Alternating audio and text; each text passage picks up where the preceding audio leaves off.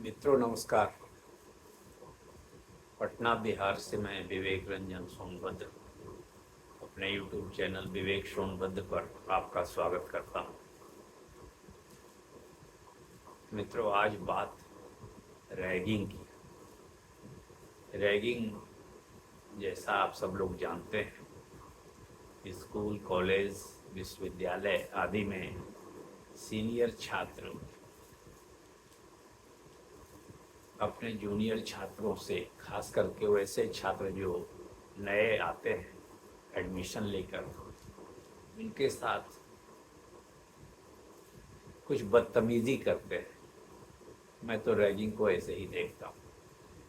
ऐसे तो यह परंपरा शुरू हुई थी कि सीनियर छात्रों और जूनियर छात्रों के बीच में जान पहचान बढ़ेगी और अनौपचारिकता बढ़ेगी, जिससे कि बात बात विचार का आदान प्रदान, ज्ञान का आदान प्रदान, मार्गदर्शन आदि होगा। परंतु आज यह शुद्ध रूप से बदतमीजी पर चली गई है, और बदतमीजी इतनी कि यह कभी कभी अपराध का रूप ले लेती है, और यह एक बड़ी समस्या है। खबरें कम आती है, लेकिन रैगिंग आज भी मेरी समझ से व्यापक है। हर स्कूल कॉलेज में ये सब होता है। छोटे स्कूलों में नहीं होता होगा, स्कूल में नहीं होता हो, कॉलेजों में होता है, स्कूलों में भी होता है। आज एक खबर छपी है दैनिक जागरण में, देहरादून के महाराणा प्रताप स्पोर्ट्स कॉलेज में रैगिंग, 4 निलंबित। बच्चे के साथ रैगिंग हुई, 8वां क्लास में पढ़ने वाले बच्चे के साथ रैगिंग हुई है। महाराणा प्रताप स्पोर्ट्स कॉलेज देहरादून में 8वीं के छात्र से रैगिंग का मामला सामने आया है। कॉलेज के 4 सीनियर छात्रों पर रैगिंग का आरोप लगा है। रैगिंग से परेशान छात्र अवसाद में चला गया और उसकी तबीयत बिगड़ गई। छात्र के पिता ने उसका कॉलेज से दाखिला वापस ले लिया है और उसे अपने साथ घर चंपावत के टनकपुर ले गए हैं। कॉलेज प्रशासन ने आरोपित 4 छात्र को निलंबित कर दिया है। तो यह कहानी है, छोटी सी खबर है आज के दैनिक जागरण में। तो देहरादून के महाराणा प्रताप स्पोर्ट्स कॉलेज में 8वीं कक्षा के छात्र से उसके वरीय छात्रों ने रैगिंग किया। मित्रों, यह रैगिंग खत्म क्यों नहीं हो रही? इसके लिए कड़े कानून भी है, तो क्यों नहीं खत्म हो रही है? खत्म तो तभी होगी जब कानून का डर हो, इज्जत हो। तो इज्जत तो कोई करता नहीं कानून की, वो तो संस्कार हम लोग सीख ही नहीं रहे हैं। परिवार ही वह संस्कार नहीं दे पा रही है समाज में। समाज में परिवार जो है अपने बच्चों को पैसा कमाने वाला देखना चाहता है, यह नहीं चाहता है कि वह सुसंस्कृत हो। हम लोगों को यह चिंता नहीं है कि मेरा बेटा शराबी है, सिगरेट पीता है, तंबाकू खाता है, इसकी चिंता नहीं। पैसा वो कमाता है कि नहीं कमाता है, इसकी चिंता है। अगर पैसा कमाता है तो सारे खून माफ है। तो हम लोग संस्कार दे ही नहीं रहे हैं। तो वो रैगिंग भी करता है, क्योंकि वो इंजीनियर है, वो डॉक्टरी पढ़ रहा है, इंजीनियरिंग पढ़ रहा है, स्पोर्ट्स की पढ़ाई पढ़ रहा है, मैनेजमेंट की पढ़ाई पढ़ रहा है, कोई बड़ा आदमी बनेगा। इसलिए रैगिंग को हम लोग माफ़ करते हैं। कोई भी गार्जियन अपने बच्चों को यह नहीं सिखाते हैं कि रैगिंग नहीं करनी चाहिए, रैगिंग नहीं होनी चाहिए, क्योंकि इंजीनियर डॉक्टर तो वह काम खुद करके भी आए हैं। अच्छा, दूसरी बात, ये स्कूल जो है, शिक्षा जो है, शिक्षा हमारे देश में बड़े बड़े व्यवसायियों का कब्जा हो गया है शिक्षा पर। बड़े बड़े व्यवसायी का नहीं भी तो ही व्यवसाय हो गया है। या शिक्षा तो अब कोई ज्ञान की बात तो है नहीं, तो व्यवसाय हो गया। कहने को सारे ट्रस्ट स्कूल चलाते हैं, पर इनके पीछे कॉरपोरेट माफिया लोग काम करते हैं। ये लोग खूब पैसे लेते हैं और अपने स्कूल की इमेज चमका करके केवल शिक्षा देते हैं। शिक्षा क्या देते हैं नहीं देते हैं वही जानते हैं, उनकी इमेज चमकती रहती है। तो इसीलिए ये लोग रैगिंग को दबा देना चाहते हैं। अगर रैगिंग की कोई खबर भी आती है तो स्कूल प्रशासन दंड देने के बजाय उसको दबाने में जुट जाता है, चाहे जैसे भी हो। और पुलिस प्रशासन तो देश में इन सब चीज़ों से क्या लेना देना है? और वो तो पुलिस प्रशासन तो वही है जो देख रहे हैं आप समाज में। पुलिस चाह क्या कर रही है? पुलिस हाजत में ही जब मौत हो रही है, पुलिस जब थर्ड ट्रीटमेंट दे करके अनाप शनाप स्वीकारोक्ति करा करके अपराध की खानापूर्ति कर रही है, चार्जशीट कर रही है, तो पुलिस क्या करेगी इन सब मामलों में? पुलिस इन सब मामलों में बचना भी नहीं चाहती। पुलिस चाहती है कि ये सब मामले थाने तक पहुंचे भी नहीं, क्योंकि पहुंचेंगे तो उस पर बजट लोड बढ़ जाएगा, एक नया केस हो जाएगा, उसकी जानकारी लेनी पड़ेगी, उसकी छानबीन करनी पड़ेगी। वे छानबीन किए बिना ही अपना काम चलाना चाहते हैं। वे बड़े बड़े केस खोजते हैं जिसमें कुछ फ़ायदा हो, मसाला हो।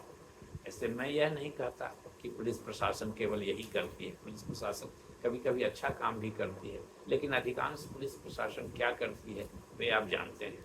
अखबार भरे पड़े रहते हैं 3rd डिग्री ट्रीटमेंट से, हाजत में मौत से, पुलिस बिहार में शराब बेचवाने की घटनाओं से, ये सब अखबार भरे पड़े रहते हैं। ऐसे ही रैगिंग का मामला देहरादून का है, उत्तराखंड का है, बिहार का नहीं।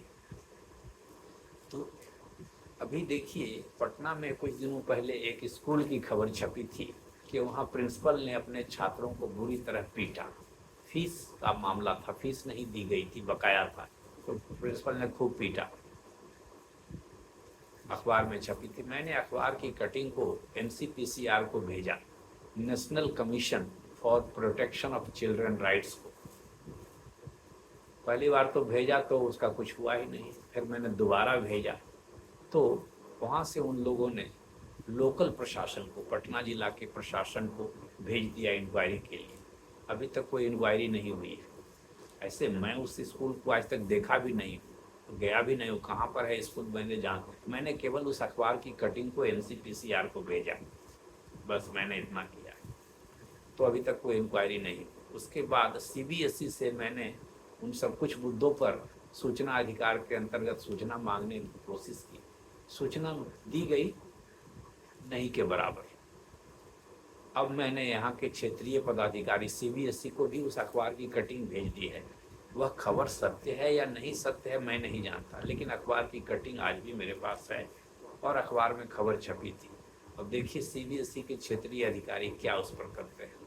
तो कहने का मतलब यह है कि शिक्षा का जो प्रशासन है और शिक्षण संस्थान चलाने वाले जो लोग हैं, यह सामान्य प्रशासन जो है, वो रैगिंग फैगिंग से इंटरेस्ट ही नहीं लेता है कि रैगिंग में क्या हुआ नहीं हुआ। स्कूल प्रशासन तो चाहता है कि वो दब जाए, ये रिपोर्ट ही ना हो, क्योंकि उसकी छवि खराब होगी। यहाँ तो केवल छवि चमका करके सब कुछ किया जा रहा है। हमारे समाज में केवल छवि चमकाने के लिए प्रयास किया जा रहा है, क्योंकि छवि हम लोगों की इतनी धूमिल हो गई है हर जगह कि हम लोग केवल छवि चमकाने में लगे हुए हैं, पॉलिश करने में। काम हो या नहीं हो तो बात की बात है। तो अच्छा, और सामान्य प्रशासन इन सब चीज़ों में उसके पास समय की भी कमी है, संसाधन की भी कमी है, और इन सब छोटे मोटे मामलों में वो पढ़ना भी नहीं चाहता है। तो रैगिंग, अच्छा, और समाज ने गलत काम के प्रति अपने बच्चों को अच्छे संस्कार ही नहीं दिए कि हाँ भाई बेटा ये गलत काम है, ये बेटी ये गलत काम है, ये सही काम है। ऐसा कुछ तो सिखाया नहीं, हम अभी भी नहीं सिखा रहे। हम लोग केवल यही चाहते हैं कि हमारा बेटा बेटी परिवार आर्थिक रूप से सफल हो, सत्ता के शीर्ष पर जाए, धन के शीर्ष पर जाए, और कुछ और हम लोगों को कोई मतलब नहीं है। वो सच्चा मनुष्य बने, अच्छा मनुष्य बने, ये सब चीज़ें हम लोगों के दिमाग में नहीं है। हम लोग गांधी जी का, महात्मा बुद्ध का, महावीर का, डॉक्टर राजेंद्र प्रसाद का आदि का नाम भले लेते हैं, लेकिन उतने सच्चे अच्छे लोग बनाना नहीं चाहते। हम लोग तो पैसे बनाने की मशीन चाहते हैं। 5 मकान यहाँ, 16 गाड़ी वहाँ, तो संस्कार कहाँ से? 5 मकान और 16 गाड़ी से संस्कार तो बनेंगे नहीं। संस्कार तो बनेंगे संतोष से, दूसरों को सम्मान देने से, जो हम सिखाते नहीं। तो रैगिंग की समस्या जस की तस है, कहने को घट गई है, लेकिन रैगिंग सब जगह चल रही है। अभी भी कई मामले आते रहते हैं। आज ताज़ा मामला ये आया, 8वीं क्लास के बच्चे की रैगिंग हो रही है। बताइए ये कितनी बड़ी दुख की बात है।